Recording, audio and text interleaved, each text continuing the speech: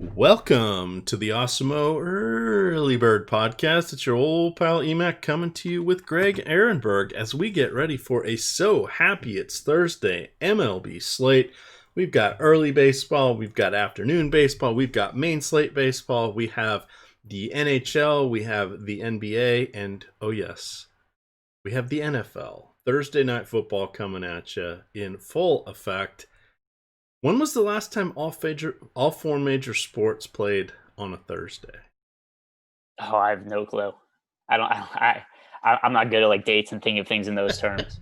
Well, I would have said any day, but they just did on Sundays, so it's not like there's anything too crazy about it. But yeah, this is wall to wall sports. It's going to be exciting. It's going to be fun. We are brought to you by Yahoo. Reminder. Oh, I buried the lead. Is it the U.S. Open this weekend? It's one of the majors. I've lost track of which order they're putting them in, but if you're into golf, use the promo code BOGEY, BOGEY. That gets you half off any 1 week golf package, and there's only 1 week golf package. But that gets you, for $450, you get 7 days of access to all the golf content. Why is that important? Well, by the time, if you're someone that plays over on DraftKings, if you play the 4 single game slates, the 4 second half single game slates, and the weekend slate, and the full tournament slate, that's 10 slates. That's 45 cents a slate. It's a steal no matter how you slice it. Check it out. Promo code BOGEY gets you projections for all of those sub slates. Plus, we do have obviously the ownership, but we also have articles for each of those single game slates, which is something that's very helpful. I had asked you, Greg, on the show earlier tonight on Wednesday when we were watching this, if you had done any golf, and you had said you kind of ran out of time. I sort of did as well. However, I've been playing the single game contest because basically I just read our article, use that as my player pool, make a few lineups, and I've been fortunate enough to cash more often than not. I just put them in some single entry stuff and some 50-50s and just have fun with it. So it gives you a little something to look at the end of the night. But there we are. Definitely want to check that out. We're going to talk, the sites are kind of flipping everything around with regards to who's in which game slate and the early slate and the afternoon slate. So we're just going to talk the matchups here. Reminder that there is a double header. It is going to look like it's the evening game is in Tampa Bay between the Orioles and the Rays. That is actually going to be played in Camden Yards. It's the makeup of a postponed game. However, Tampa Bay will be listed as the home team. Jumping on in here, our first matchup, we've got Nate Eovaldi going against Jose Urena. Urena's been, I don't know, an adequate pitcher, I guess is what we say, but he is 5,900 here. Which site do I? Oh, that's a FanDuel price. DK, Yeah. he's 6,200. So on the DK early slate, we have 2 games, which is why that's kind of important. We also have Kenta Maeda at 9,500 and Nate Eovaldi with his amazingly straight and super fast fastball at 7,000. Still waiting to see who is up there for the White Sox. What do you like amongst the 1 and 2 o'clock games? Yeah. Well, I mean, first, talking about it on DraftKings, there's very few options to consider. It's a 2-game slate, right? So, I mean, there's 4 pitchers. We kind of have to consider all of them. Just for the sake of comparing pitchers, I'm going to look more at FanDuel as we talk about these early games because they have 4 games, so there's 8 pitchers to talk about and compare. I think Eovaldi makes a little bit of sense on FanDuel just because, I mean, 7,900, pretty cheap price tag, that and pretty strong matchup against the Marlins. I definitely prefer him to Urania just because I don't really think Urania is particularly good, even though the matchup against the Red Sox isn't necessarily terrible. I mean, the Red Sox, right in the middle of the road, 100 WRC plus against right-handed pitching, but still, I mean, we look at the Marlins. I think that there's reasons to target against him with pitchers. And the other thing with Eovaldi is because he has such good stuff, there are times that he does just randomly get a bunch of strikeouts, and the Marlins do a 25.5% strikeout rating against right-handed pitching. So I look at that, and I think that at his price tag, Eovaldi's a decent pitching options on FanDuel. All right. Yeah, this is just, there's nothing crazy yet. Oh, it might be, here we go. There we go. It looks like it might be Dallas Cockle coming off the injured list. Yeah. He has been dealing with the sore back. He has not pitched in 10 days. So this will be the first day he is eligible to come back. He went 49 innings. 49 innings. That'd be one hell of a showing. 49 pitches against Kansas City. Prior to that, he had gone 85, 97, 114, 93, 92, 97, 92. So his price is up there. I'll probably assume he's going to go 70 or so pitches. That feels about right. So nothing overly exciting there. Tough matchup against Minnesota as a lefty. Anything else you want to hit on from these earlier pitchers? Yeah, so I mean, it's hard to really know what to do with Keuchel just because it's so far ahead of time and we don't know what his pitch count looks like. Like you said, he's coming off the injured list. I mean, it's such a small slate that you can't especially on DraftKings, you can't totally cross Keuchel out unless we were to find out that he's throwing, like 40 to 50 pitches, which is possible. We just don't know this far in advance. But I'd be wary of that. The other thing also is the Twins, I think, kind of by default make for my favorite stack here. They do have a bunch of guys that hit left-handed pitching well, and even though Keuchel usually does well to limit the damage, I'm always interested in targeting guys coming off of the injured list. I guess something to compare it to is even though they didn't necessarily crush Cole Hamels today, the Orioles, I mean, they scored 3 runs off Cole Hamels in 3 innings today. And the reason I had some interest in them as a stack was just because it was like, hey, Cole Hamels hasn't pitched in a very long time. You don't know what to expect from coming off the injured list. Not quite that long of a layoff for Dallas Keuchel, but always a situation where a pitcher coming off the injured list, I want to get exposure to the offense. Yeah, and the interesting thing about that one, I happened to be watching. I'd mentioned to you, I watched a little bit of that. The Hamels seemed like he was taking his time between pitches, because that was something where it seemed more like he was walking a little bit around on the mound, kind of gathering himself. Didn't look like he was hurt or anything, but we got to remember this is first game action for him. He'd done a few simulated things in the alternate training site, but it was just kind of interesting to see him pacing himself, and that was something that we pointed out, that even the Braves have said, hey, we're just going to work him along because he's going to be in the cards for the postseason here, but we want to get him going. But it was just kind of funny watching him. It was like the exact opposite of now I'm going to blank on his name. Not Bueller. Oh, that's going to drive me crazy. The White Sox pitcher who used to always work really quick. Lefty. Mark Burley. Mark Burley. Thank you. God, Bueller, anyone? Yeah, me for not remembering Mark Burley. Hey, finishing our thoughts, another guy with a no-hitter. That's been the trend of that is true today. So Mark Burley had a perfect game. A perfect game, yeah. There's only 26 perfect games ever, or 23, 26 or 23, something like that. Yeah, somebody made a really ridiculous catch at the wall in that game. I can't remember. We're really dating ourselves here. That was a while ago. It was long ago enough that not only is Mark Burley not pitching in the big leagues anymore, there was a really long stretch where he wasn't good anymore. So we're like, it's like 3 generations of Mark Burleys ago. Yes, that was before DFS was a thing. That I can confirm. Let's see here. Looking at, we've got, where is it? Let's look at Baltimore because they're on some of the slates. So Blake Snell is where it gets really interesting. DK does have a 3-game slate where they are taking all 3 4:00 games. FanDuel isn't including this one, but it's the game 1 of a doubleheader, so it's going to be a 7-inning game. Blake Snell is starting. The reason I want to point that out is we've seen a couple pitchers get the complete game shutout in 7-inning games. So that's an extra bonus there on DK. And the other thing about DraftKings for this one, it's where they're doing their 1 pitcher, 2 infielders, 2 outfielders, 2 utility format. So if I was playing that one, my top choice would be Blake Snell. My second choice would be Tyler Anderson. The Mariners have been horrible against lefties this season. And then after that, I would probably roll the dice with Griffin Canning. So there's how I would rank those guys. Nick Margevicius has been better than he was when he was with the Padres, but he has still been pretty shaky for the Mariners.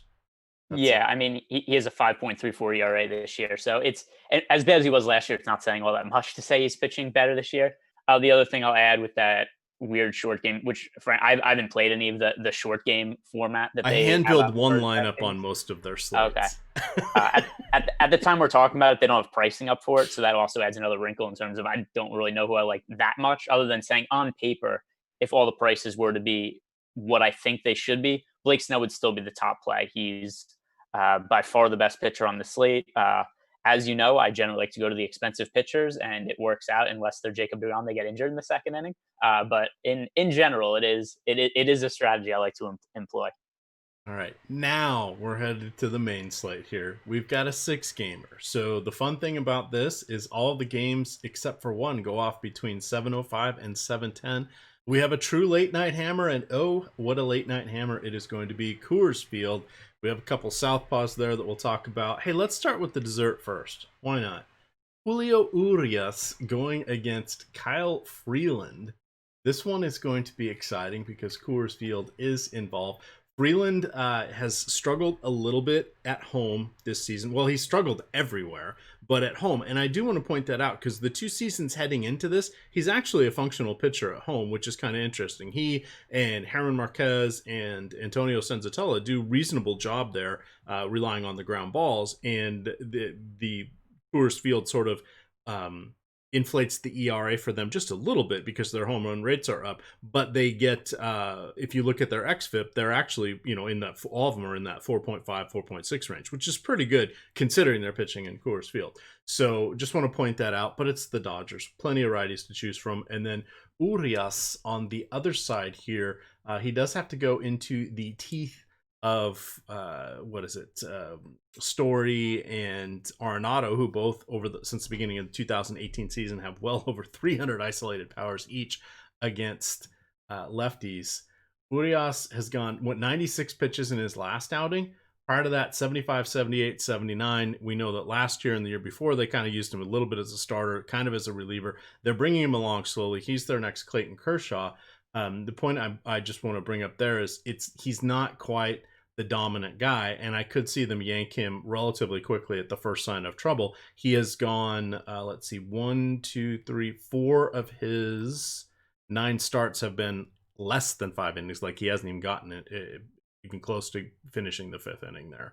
So like 4.1, 1.2, 4.1, etc. So it'll be interesting to see how long he lasts. What do you want to do with these guys? Do we look at them for differentiation? In Urias's case, do we go heavy on the Dodgers against Freeland? What do you want to do? It's Bizarro Day. We're going backwards. Yeah. So a couple of things. First, I would have a little bit of interest in Urias if it wasn't for his price tag. If he was really priced down for pitching at Coors Field, then I'd find him interesting. But at 8,600, it's really hard for me to justify playing him at Coors. There are a couple of expensive pitchers on the slate that we're going to talk about in a little bit. Aaron Nola and Shane Bieber, who are both such good pitchers that it's hard for me to justify rostering Urias over them when the price difference isn't that significant, right? I mean, Aaron Nola's 10,100, Bieber's 10,900. If Urias is priced in like the Kyle Freeland range, which we see from a lot of decent pitchers at Coors Field sometimes where they're, in the 6,000 or 7,000 range, then I consider him where he's at. That's too high. At the same point, he's good enough where I'm not really all that interested in the Rockies. You mentioned the 2 guys that I think are okay one-off plays. That is Nolan Arenado and Trevor Story. Both of them hit left-handed pitching so well, particularly Coors Field, that I think they both have home run upside and they're decent options. As for Kyle Freeland, like you said, he did start his career fairly well at Coors Field. He managed to limit the damage, then really dropped off a cliff last year. So, I mean, we look at 2018, we had a 2.85 ERA overall. Then last year, he had a 6.73 ERA and couldn't really get anybody out. This year, he's in between those 2 outcomes. As a guy who pitches to contact, I just don't buy him being somebody who could have long-term sustainable success at Coors Field. Even if he is a heavier ground ball pitcher, just pitching to contact at Coors Field, I don't think is a great way to find success.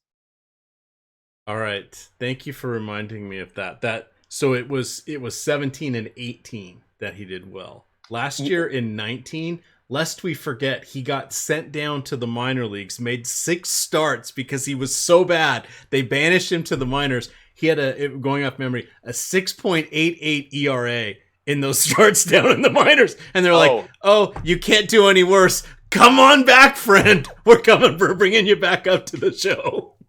It's worse than you remember. He had an 8.88 ERA in 6 starts at the minors. So I don't really know what could have happened from this year to last year that would make him so much different. He's throwing harder this year. So he has a career high fastball velocity of 92.3 miles per hour. So that's a little bit of an uptick, but still, 91.9 last year. So it's not like it's that crazy. One thing that does look actually a little bit different now that I'm looking at his pitch mix. He's using his fastball much less this year, and he's using his slider a lot more. So throughout his entire career, he was always somebody who used his fastball over 50% of the time. This year, he's only using his fastball 33% of the time. First 3 years of his career, he used his slider 5% of the time. This year, he's using it 24% of the time. So that appears to be the adjustment that that Freeland's made, is using the fastball less, using the slider more. It does appear to be a little bit more successful, but still, I mean, he's only delivering okay results, and it's Coors Field, and it's the Dodgers who are great against all pitchers. So it's hard to not consider the Dodgers the top stack on this slate. Obviously, pricing is going to be a little bit of an issue, but just in terms of raw run projection. All right, well, let's continue going backwards here. We've got Texas at Houston. Framber Valdez going for Houston. He is 9,200. Now, before we say, "Oh my God, that's way too expensive," we would be remiss if we did not point out that the Rangers have currently a 62 WRC plus against lefties this season. That is weighted runs created plus, which essentially is an advanced metric that neutralizes ballpark factors, creating a league-wide scoring efficiency baseline of 100. So that means they are scoring/creating runs 38% less than the average team. Wow, that is pretty pathetic. So that puts, even at 9,200, Framber Valdez in the mix. On the other side, you've got Jordan Lyles. Is he going to bring Coors to Houston? The former Rockies pitcher, Jordan Lyles. So I'll start with Valdez. I do agree that he's an okay option on this slate. I prefer Bieber to him because it's hard to not love Bieber every single start that he goes, especially when he's pitching against the Tigers. But Valdez, like you said, favorable matchup against the Rangers. Valdez also pitched pretty well this year, especially from a fantasy perspective, averaging 17.7 DraftKings points, strikes out a hitter per inning. The other thing, too, the 4.08 ERA, he's actually been pretty unlucky to have that number. He's a 314 BABIP and a 65% strand rate. So we would expect the BABIP to be closer to 300, the strand rate closer to 70%. So I mean, you put those together, and that's why he has a 3.34 FIP, a 3.33 xFIP. So I look at Valdez, somebody who's been a little bit unlucky, really favorable matchup, decent strikeout upside. I think that he is a for sure viable play in that mid-range. I can't believe this is Jordan Lyles' 10th season. It certainly doesn't feel also like that. It feels like he starts 4 times a week this year. I can't remember. It feels like I'm always talking about Jordan Lyles, and he's been very bad this year. Jordan Lyles almost walking as many hitters as he's striking out. Not a very good combination. We have a career low strikeout rate and a career high walk rate. So he's striking out 5.7 hitters per 9 inning, walking 4.22. And the price tag for him isn't even that cheap. Like, he should be 6,600, even though it's a cheap price. I still look at his numbers this year, and that's a guy who should be like 5,000, right? A guy who has a 7.8 ERA and is walking as many hitters as he's striking out with a 15% home run to fly ball rate. It's rare that you see somebody with a 6,600 price tag and confidently say he's overpriced, but that's kind of the situation we have here. So I like the Astros side of the game. Astros, some of them still remain a little bit underpriced, like we saw for the Wednesday night slate. Not that it matters because they're not hitting anyway. So doesn't matter what your price tag is when you don't put any runs on the board. But Yuli Gurriel 4,000, Jose Altuve remains 3,600, Bregman 5,100. So that's a bit normalized. But Michael Brantley, who we talked about yesterday, still only 3,500. So whatever reason, the pricing algorithm looked at Michael Brantley, they're like, screw this guy. We don't care that he's having a career best season. He's getting close to min price, so he's a steal on DraftKings. So in his last appearance, this is another fun with numbers. In his last appearance, it was in relief. He threw 115 pitches.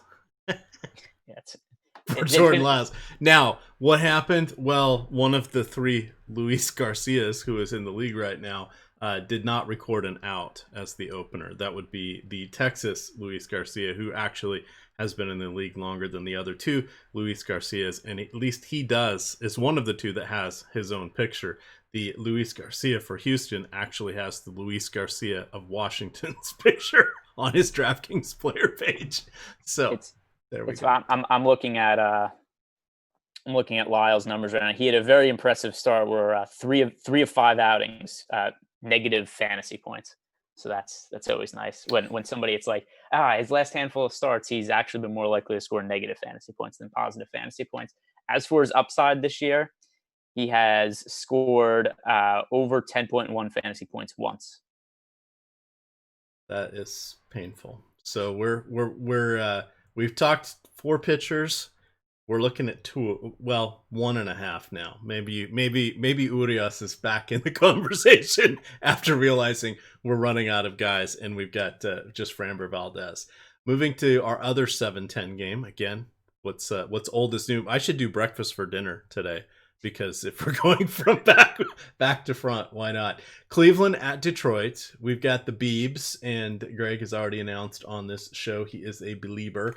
He has been phenomenal this season. All jokes aside, already has 102 strikeouts in 64 innings. Just absolutely nails. He has a 1.5 ERA, less than a base runner per inning. We can't throw enough superlatives his way. On the other side, you have youngster Casey Mize, who, let's see, has gone 76, 83, 67, 76, and 73 pitches in his outings. Not really showing a lot. He's only given up a couple home runs, but really nothing to speak of on the strikeouts. Well, I guess they are 21 in 20 innings, but the 8 walks is pretty painful. 3 total home runs. Not great. 13 runs allowed. He's just kind of middling. But again, he skipped a level, as most of the rookies have this year. They didn't get that extra seasoning there in AAA, so they're just sort of being tossed to the wolves. So I'm not really a fan of his. But the Beebs, 10,900. This feels like a $12,000 pitcher right now. Oh, yeah, for sure. I mean, the other thing, too, we've seen this year is they've really nerfed the starting pitching pricing. We used to see guys who, if they were going really well, like Chris Sale a couple of years ago, they got over 14,000 price tag. And that just doesn't exist anymore. I mean, we saw for Wednesday night, Garrett Cole is below 10,000. And even if he's not having, Garrett Cole traditional type season, he's still been really good this year. Not somebody justified as being priced under 10,000. So Bieber, 10,900. He averages 32.1 DraftKings points this year, 1.53 ERA.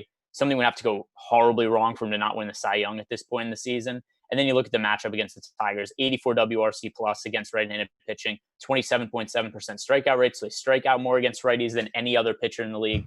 You put all that together, Shane Bieber, very easily the number 1 overall pitcher on the slate. I'm going to expect his ownership is going to be like 70% or something ridiculous like that, but for good reason. And I think it's pretty hard to justify not having Bieber in most of your lineups. All right. Anything you want to mention here on Casey Mize? Feels like it's Casey Mize. Feels like it's a 5 to 10%er even on this type of slate. Like there's just doesn't seem to be anything really redeeming about him in this matchup. I would say, well, I mean, the one thing redeeming about him is that the Indians have kind of disappointed this year, particularly on offense. Trying to find their strikeouts here. Cleveland 24.1% strikeout rate against right-handed pitching and 87 WRC plus. Casey Mize, if you want to pull out one positive from what's overall been a pretty terrible rookie year for one of the top overall pitching prospects, he is striking out 9.45 hitters per 9 innings. So that's the one thing I would take away and say, like, hey, there's a little bit of strikeout upside. This is an offense that's disappointed. Mize was okay in his last start. He went 5 1/3 innings with 5 strikeouts, 2 runs against the White Sox, scored 16.2 fantasy points. So I would look at that and say, hey, Mize coming off the best outing he's had so far in a tough matchup against the White Sox, has a much easier matchup this time against the Indians. And you always wonder with one of these young pitchers, it's really good, when they might put it together. Like think about Lucas Giolito for all those years. Remember where Giolito had so much promise as a prospect, and he was just so terrible when he first got called up. Like there was, it was like free money stacking against Giolito for a while in the big leagues. And then all of a sudden it wasn't, where it went the other way, where Giolito became one of the top pitchers in baseball. And, we never know that something like that could happen with Mize. And on a small slate, I think at his price tag, he's okay to take some shots on. At the same time, I also want to get some exposure to the Indians offense because Mize has been so inconsistent this year. So I think it's a good GPP game to play both sides of. All right, Aaron Nola up next. I'll let you cover him. He has been clocking an outstanding year. 77 strikeouts in 56 innings. Seth Lugo's the guy I'm going to be looking to, I'm sure, with the masses as my SP2. This will be the 3rd time he has faced Philadelphia. Just 1 start against them, 6 and he was an opener in that one. So 6 1/3 total innings against them. But in his last 2 appearances, 91 pitches, 81 pitches. So he's reasonably stretched out to go 85, 90, 95. I feel that's relatively comfortable for me at 7,100. Reminder that Real Muto and Jay Bruce and Reese Hoskins are dinged up / out of that trio. So pretty watered down Philly lineup. That gets me there. How do you feel about Lugo, and then compare Nola to the Beebs? Yeah, so I actually was pretty surprised when I look at Lugo's recent pitch counts, because I just saw him on the slate. I was like, oh, Lugo at 7,100 for a guy who doesn't throw very many pitches. That's pretty steep. But then you look at the pitches, and like you said, he's pretty stretched out. I mean, 81 and 91 pitches his last two starts. So letting him work deep into games, I think that's reason to have interest in Seth Lugo, especially because of all the injuries the Phillies are dealing with. As is, the Phillies not a great offense against right-handed pitching. 98 WRC plus against righties. So it's not that they're terrible, but it's just not as good as you would have expected coming in. I think coming into the season, we would have thought, Philly's pretty comfortably top 10, top 8 offense. And instead they're just middle of the road. So Seth Lugo, I think, makes sense against, like you call it, a watered down Phillies lineup. As for Aaron Nola, I think he's definitely viable at 10,100 against the Mets, averaging 27 DraftKings points per game this year, coming off a really strong start against the Marlins. The one concern is that the Mets do have the best offense in baseball against righties, 129 WRC plus. So for that reason, I'd rather make the space to get up to the extra $800 to go to Bieber over Nola. I'll have exposure to both of them, just significantly more exposure to Bieber. All right, we're cruising along here. 2 to go. 2 more 7:05 starts. That's right. We went back to front today just to have a little bit of fun. We've got a couple of relief pitchers going against each other here, according to DraftKings. Dakota Hudson, who, has not made a relief appearance yet this season. Somehow is tagged as a reliever. 94, 102, 95 were his pitches in his last 4. I never know what to do with him. So he came in at the beginning of his career with pretty heavy ground ball lean. He's had a little bit of issue with some power allowed this year. Strikeouts have kind of been down. He's had a couple of got blowed up performances, but it's still, at the end of the day, at 2.92 ERA. This is pretty interesting, particularly against Pittsburgh.